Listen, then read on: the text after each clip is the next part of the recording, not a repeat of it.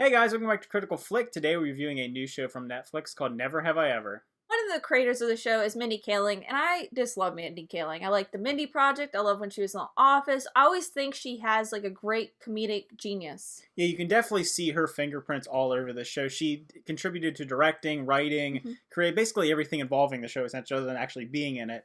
And you definitely see her style of humor and the style that is familiar from like the Mindy Project. The show centers around a teenage girl that's beginning the sophomore year of high school. Her name's Devi, and she's had a lot of up and downs, and she wants to make her sophomore year like the best one yet. Yeah, I do like how it makes her a pretty complex character. She's dealt with a lot. She has a lot to look forward to in her life.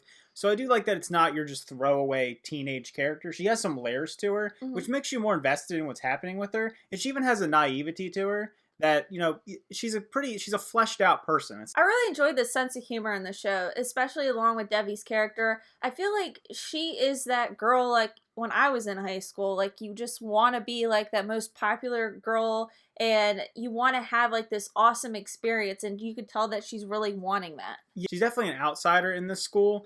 And I have to say, I did enjoy the show, but it is a little predictable. Like so Noelle watched it before me, and then I started watching it afterwards. And after the first episode, I'm like, well, I know what's going to happen with some of these characters, and it does kind of lead that direction.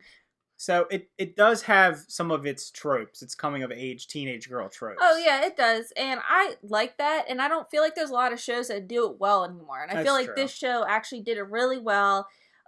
With just like the love interests and like what's happening with her character. Yeah, there's a lot of interesting characters in it, and they all do get their own moments to shine. So I do like that. Some good relationships building, and I think the relationship with her family, one of the standouts of the show, because, you know, a lot of these times these shows, they focus on the girls and their family or anyone, and it just pretty much follows them trying to become popular. And, you know, you learn a lesson along the way, and it's a moral of the story. But you do get some complexities, especially dealing with her father and her past, and even her father's relationship with her mother. And there's a lot of, you know, really heartfelt moments there. Oh, yeah, there's especially heartfelt moment. The season finale of the show, I really was touched by it. I just loved every part of it. I'm not going to give any spoilers, but I really like just how it came full circle was really nice. And the comedy, I think, works really well on the show because it does have Mindy Kaling's kind of hallmark raunchy but not super raunchy comedy. So it's not like your cheesy love fest coming of age story, and it's not too super serious either.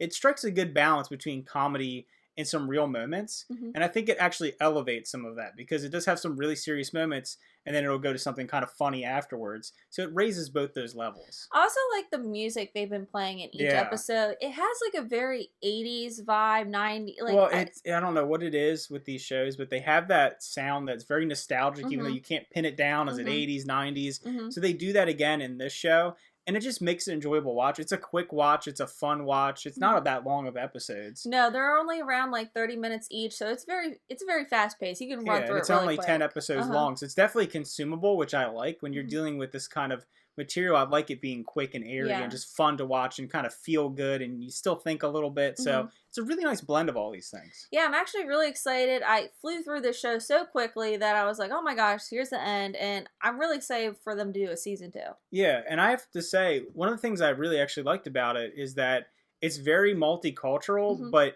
it doesn't do it for like no reason. Like you never feel like it's just a token character or something like that. It really makes her culture like an important part of the story, which I don't know a ton about Indian culture, but it's interesting to see that without it being just your bland stereotype of like these different ethnicities. They kind of have their own elements that like raise the story and make the characters more interesting. Yeah. The show does have a very familiar formula overall, but it's fresh in a way. It doesn't feel like every other movie like this or show like this that Netflix has put out, because they've put out a lot of shows that deal with teen dramas and young teen girls discovering themselves and stuff. But this feels a little more real, a little funnier, more relatable than those. So I do like that. It doesn't have the melodrama of some of those other films or shows. So I like that. These are our thoughts on Never Have I Ever. Let us know in the comments down below what you thought of the series and how much you're enjoying it.